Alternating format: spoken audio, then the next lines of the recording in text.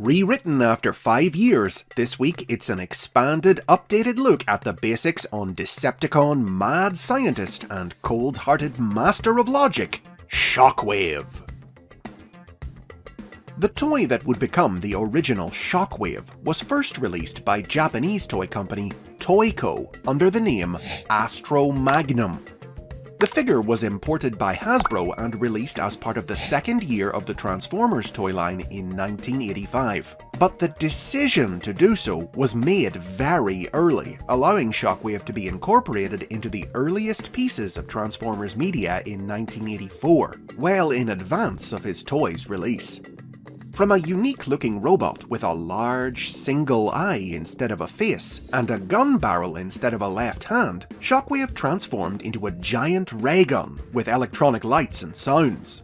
This made the toy rather out of place among the other Transformers, who all turned into Earth machines and animals, but this incongruity was reconciled by Marvel Comics writer Bob Budiansky in the profile he wrote for Shockwave, which explained that he hadn't come to Earth with the other Transformers, and so retained the alien alternate mode he'd had on Cybertron.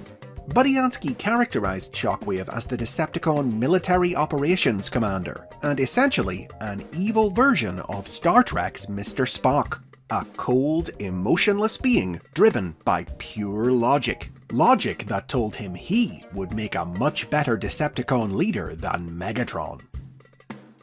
Shockwave's pursuit of leadership was central to his role in the Marvel comic book. In this series, after the other Transformers crashed on prehistoric Earth and were knocked offline, Shockwave followed them to the planet, where he was met by the Dinobots, 5 Autobots who had been reactivated by their spacecraft to fight him off. In the ensuing battle, Shockwave was deactivated and buried under a landslide, where he remained for 4 million years, until a probe sent out by the Autobots after their awakening in 1984 accidentally reactivated him. Seeing how the Decepticons had been defeated by the Autobots and their human allies, Shockwave immediately seized command, securing his position by besting the weakened Megatron in combat. He went on to serve as one of the comic's main villains, appearing in both the US series and in exclusive stories written for the United Kingdom's version of the title, repeatedly clashing with Megatron over leadership, with command shifting back and forth between the two from story to story.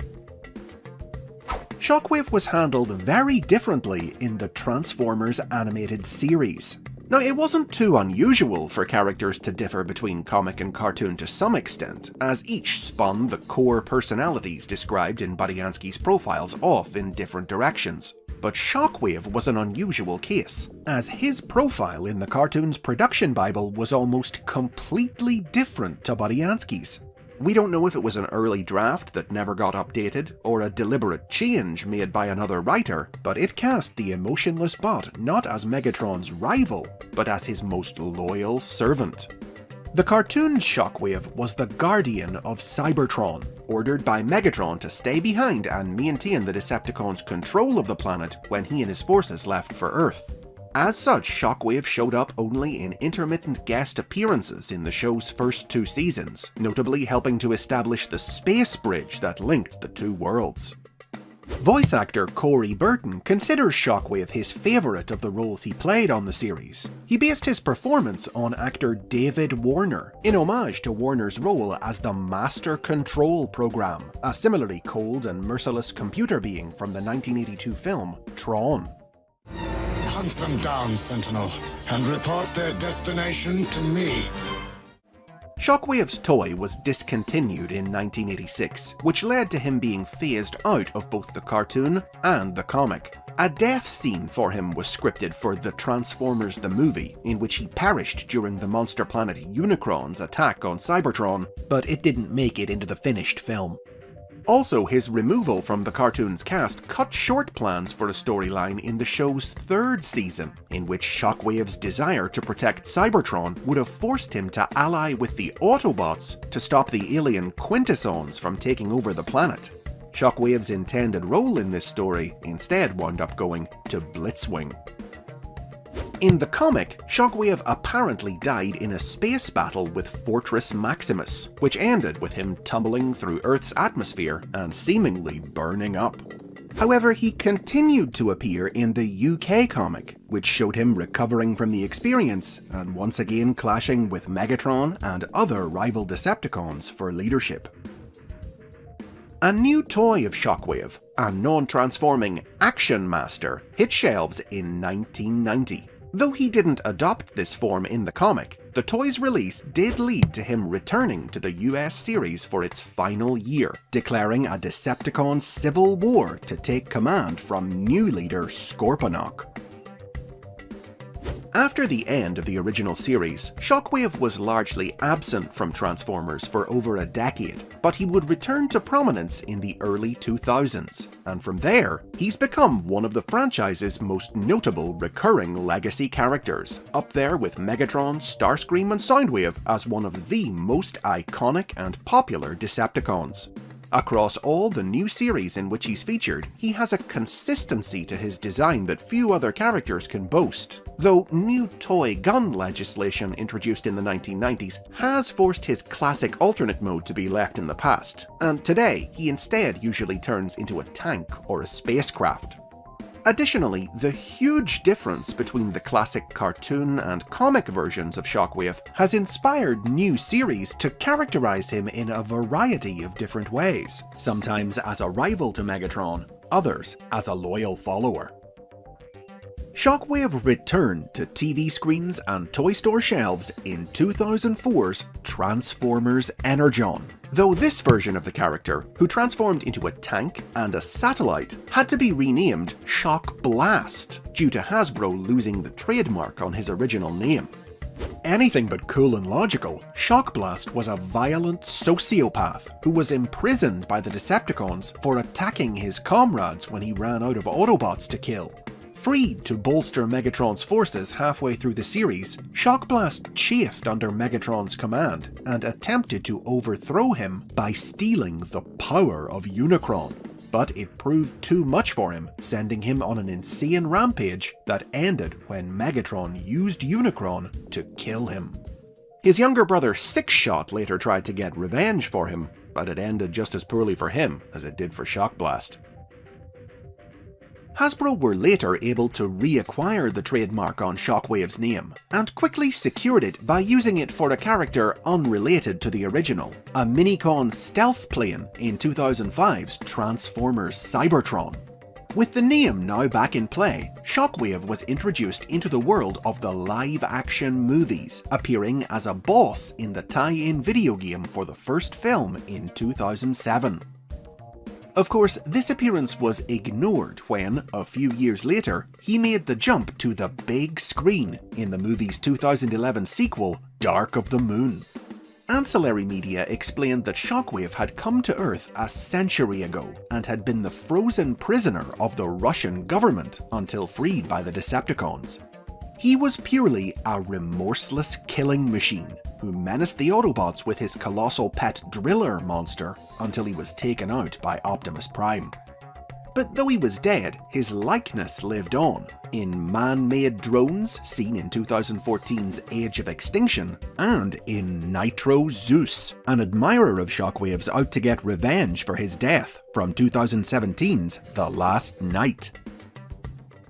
In 2008, Corey Burton returned to voice Shockwave in Transformers Animated. This series reinvented the character as a Decepticon undercover agent who possessed size-changing powers that allowed him to alter his appearance and pose as an Autobot crane named Longarm. In a new spin on his classic Left Behind on Cybertron story, Shockwave used this false identity to remain on Cybertron after the Decepticons were exiled at the end of the war, and infiltrate the Autobot military. As Megatron's loyal man on the inside, he climbed through the ranks until he was head of Autobot intelligence, sowing confusion and chaos from within to aid his leader in his plot to retake the planet. But throughout the 2000s, it was in comic books that some of the most significant new incarnations of Shockwave would appear. Dreamwave Productions comics combined aspects of his classic Marvel and cartoon portrayals, depicting a Shockwave whose dedication to Cybertron's well-being led him to turn against Megatron and pursue his own sinister agenda in the name of protecting the planet. While a few classic stories had depicted Shockwave as possessing some mechanical engineering skill, Dreamwave placed significant emphasis on the character's scientific abilities, his efforts to ensure a future for Cybertron leading him to experiment with Transformer genetics to advance their evolution, creating triple changers, clones, and more. Dreamwave's idea of Shockwave as a scientist who considered the future of Cybertron more important than factional loyalty carried forward into IDW Publishing's comic books. IDW gave him a new backstory as a senator who, unable to effect the change he wanted for Cybertron from within the system, began acting outside the law to achieve his goals.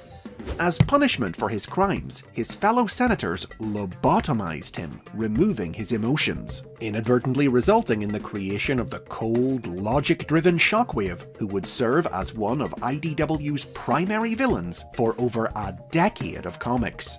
His complex and far-reaching schemes underpinned many of IDW's biggest storylines, endangering Autobot and Decepticon alike, including his creation of powerful ores with which he attempted to collapse the entire universe into a power source for Cybertron, and the manipulation of history itself, travelling back to the dawn of Cybertron and adopting the identity of Onyx Prime, one of the legendary founders of Cybertronian society, in an effort to shape the future to his liking. In 2010, Hasbro introduced the Aligned Continuity, a multimedia project designed to serve as a unified vision for Transformers lore, with Starscream filling the role of Megatron's scheming rival and Soundwave his emotionless loyalist. This universe drew on Dreamwave and IDW's comics to give Shockwave a unique new role of his own. The aligned incarnation of Shockwave was Megatron's loyal, mad scientist, tampering with Transformer genetics and engineering horrors in his lab. In the video game Fall of Cybertron, twisted experiments he carried out on Autobot prisoners led to the creation of the Dinobots. And in the Transformers Prime animated series, he resurrected the prehistoric Cybertronian reptiles, the Predacons, by cloning them from fossilized remains. He would frequently butt heads with Starscream, who was terrified that the efficient and ruthlessly logical Shockwave would steal away his position as second in command. As with a lot of the lore established by the Aligned Continuity, the concept of Shockwave as a mad scientist has since become the definitive modern take on the character, featured in most subsequent series. In 2018, in addition to making a cameo in the Bumblebee live-action movie leading the Decepticons on Cybertron in Megatron's absence, Shockwave also starred in Transformers Cyberverse, where he transformed into a spider-like walking tank. His scientific feats in this series included the creation of an army of drones cast in his own image, and the rebuilding of the damaged Decepticon Shadow Striker into a misshapen Frankenstein's monster-like form. Ultimately, he willingly gave up his life in an attempt to corrupt the life-giving Allspark with his own evil life force.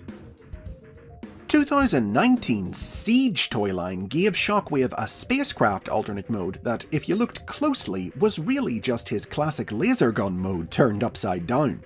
This toy earned him an appearance in Netflix's War for Cybertron cartoon, performing various cruel experiments, including draining the life forces of his fellow Decepticons to power their spaceship, the Nemesis.